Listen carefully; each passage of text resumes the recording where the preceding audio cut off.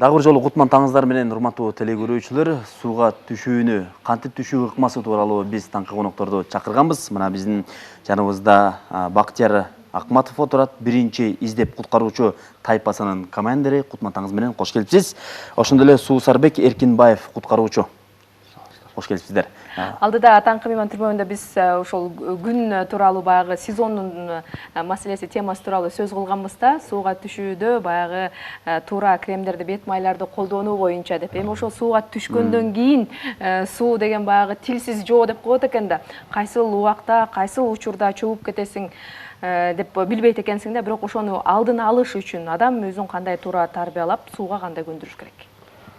Саламатсыздар.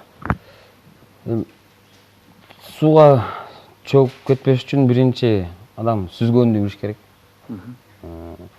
Акыркы маалыматтарда таянсак, арак ичип, мас абалына чөккөндөр көп болуп атат. Сууга чөйрдө арак ичпегенге аракет кылыш керек, спирттин ичимдиктерин ичпеш керек. Анан тааныбаган, бейтааныш бир көлмөлөрдө же бир каналдарда аркага түшпөш керек. Белгисиз. Белгисиз мындай бир бар да бизде чүй областында деле бар, бактара өсүп кетип, камыш өсүп кетип, өмүр айырга эч ким түшпөгөн жерге түшкөн адамдар да болот. Андайга түшпөш керек. Чөгүп сууга чыгып атканда кокус бутуна бирдеке тийип кетип, ошол жерден чочуп, паникага алдырып чөккөндөр да болот. Паникага алдырбаш керек, коркпош керек. Эң негизгиси сүзгөндү билиш керек. Эркин алыш керек, жай алыш керек өзүн. Өзүн кенен эме алыш керек. Анан сүзгөндү билбегенден кийин жээк эле чөмүнгөнгө айтат элем да, жээкте эле чөмүндө эле ошол жерде кеңеш берет элеңиз. Кеңеш берет элем да. Же сүзгөндү билгендер менен түшкүлө дебейсизби? Же сүзгөндү билгендердин жанына түшүш керек. Мына сиздерди дагы ушул жерге атайын чакырдык. Чындыгында сезон башталды. Өзүңүз айткандай, көлмөлөргө, көлгө барып эс алгандар абдан көп. Эгерде адам баласы түшүп атып, кокусу ошол коркуп кетип, чөгүп аткан болсо, эң биринчи эмне кылыш керек анда? Адам баласы биринчиден өзү баа чөгүп аткан кезде өзүн сууга кирердин алдында өзүнө настрой кое алыш керек да. Баа мен суудан коркпойм. Мен сууга түшкөндөн кийин мен өзүм кенен сүзүшүм керек деп өзүн өзү. Сүзгөндө шашпаш керек. Жана мындай баа өзүнүн деңгээлинде кайсыл жерге чейин сүз алам деп түз кетпестен мындай жээктен алып, жээктен биз айтылабыз, биз баа көп жерге барганда айтабыз, суунун жээгинен 10 метр алыстыкка сүзбөгүлө депчи. 10 метр алыстыкка сүзбөгүлө, тереңдикке барбагыла деп. Ошону өзүн жээги менен алып, өзүн шашпай, жайдары сүзсө, адам ошондо коркпойт да. А бул өзүн өзү коркуткан адам, сууда кетип баратып, сүзүп баратканда, бул суунун түбүнө азыр чөгүп кетем деп, кайсыл убакта түбүнө чөгүп кетем, кайсыл убакта мен өлүп калам, же болбосо бутума качан чөп оролуп калат, же эмнеге илинип калам деген ой менен корко берип, шашып өзүнүн ал күчүн кетирип анан чөгүп кеткендер болот да. Буту топуракка жерге тийбей калганда дагы паника башталат эмеспи? Ал кездерде дагы өзүн өзү бутум жерге тийбей калды, же болбосо багы мынтип турсам боюм жетпей калат экен дегендей болуп эле коркуп өздөрүнө шашкандыктан барып чөгүп кетишет да. Ылдам шашканда буттун тырышуусу да ошондон пайда болот эмеспи? Буттун тырышуусу анан ал дагы бат кетет да, бат чарчап калат. Сүзгөнгө алып. Азыр айтып өтпөдүңүзбү, буту жерге тийбей калганда паника башталат депчи. Бирок ошол паникага алдырбаса, буту жерге тийбегенде сууга чөкпөйбү адам? Же баягы буту жерге тийбей калганда суу тартып кетеби адамды? Ушундай бир айтымдар бар да? Жок, көлмөлөрдө, мисалы, жазалма көлмөлөрдө суу тартпайт адам. Анан баягы бутум жерге тийбей, башында айта кетпедимби, тааныш эмес жерлерден ошондой болушу мүмкүн да. Адам баласы ошол эл түшүп аткан жерди тааныйт да, көрүп билип жүрөт. Кандай тереңдикте, мынчалык метр өтсөм терең деп билет да ал жерде. Ал адам паникага алдырбайт. Тааныш эмес жерге түшүп алып, жанагындай болуп айтканда чочуп, алын бат эле кетирип коюп, чөгүп кеткендер болот. Эми көргөзүп беребейсиздер мүмкүн болсо мынакей биринчи белгисиз көлмө бизде студиябызда тилекке каршы жок. Бирок баягы азыр көрүп жаткан телекөрүүчүлөр үчүн түшүнүктүү болуш үчүн баягы биринчи көрүп калган куткаруучу, ал деген профессионал сиздерге окшогон куткаруучу эмес, бирок мындай жөнөкөй тил менен айтканда көрсөтүп берсеңиздер, биринчи жардамды кандай көрсөтүшүбүз керек?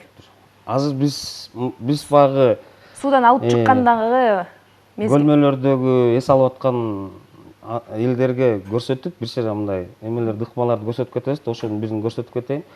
Мисалы чөгүп аткан адамды көрүп калсаңар, сүзгөндү билген адам алып чыгат жээкке. Алып чыккандан кийин ал адам сөзсүз суу жуткан болот да. Ооба. Чыгаргандан кийин тизеге жаткырыш керек аны. Тизеге. Анткени анын ичи сууга толуп калат. Анын бул сыдыруу ыкмасы менен суусун агызыш керек да. Буттарын кичине артка тартып, тизеге жаткырып, бул тизе салаңдаш керек. Сыдыруу ыкма менен суусун агызыш керек. Колдон келишинче суусун агызгандан кийин түз жерге жаткырыш керек. Түз жерге жаткырып оозун ачыш керек.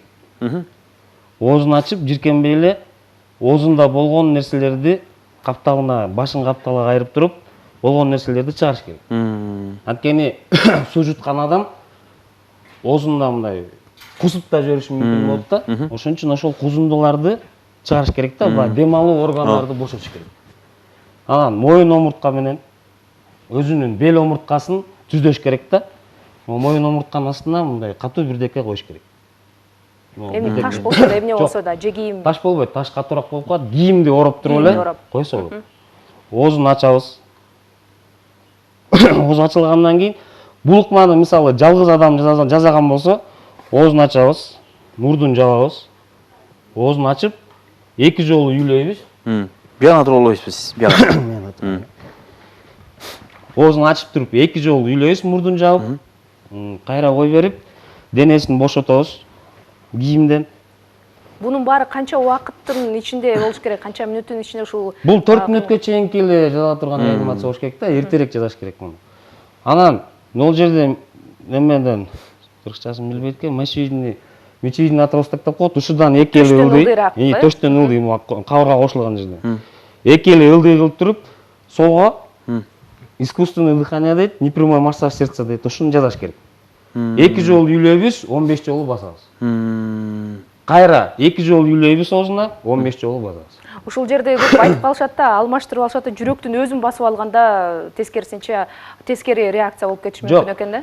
Бул жүрөккө массаж жасаганыбыз биз жүрөктү ойготушубуз керек. Ошол биз жүрөктү басышыбыз керек да. Жүрөк ойгонуш керек.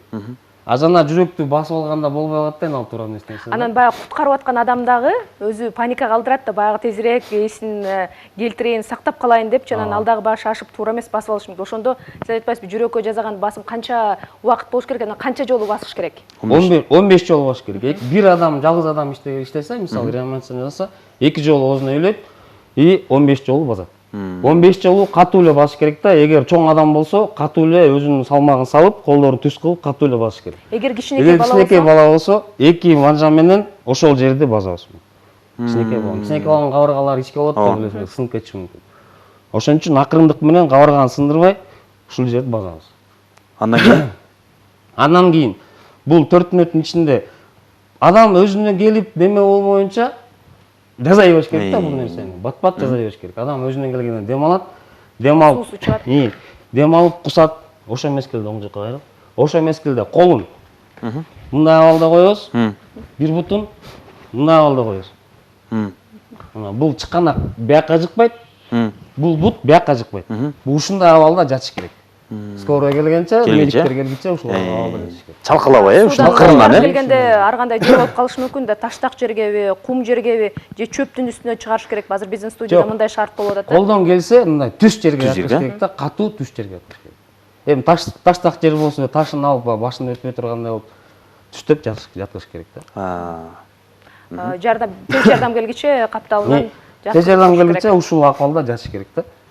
Жакшы. Анан дагы бир учур, мисалы ошол суудан алып келип жаткан, сиз көрсөтпөдүңүзбү? Суудан кишини алып келип жатканда артына кээ бирөө өңөрүп алса туура эмес деп айтышат экен да. Ошондуктан алдын менен колу мынтип башын чалкалап алып келиш керек. Ошол кайсыл жөндөмү? Суудан чыгарып келатканда себеби паникага алдырган адам аны куткарып аткан адамды чөгүрөт го негизи минип алып. Жок, эгер мисалы да суунун жээгинде кетип баратып, сууга чөгүп аткан адамды байкап калсаңыздар, ал кишиге сүзүп баратканда алдынан чыкпаш керек.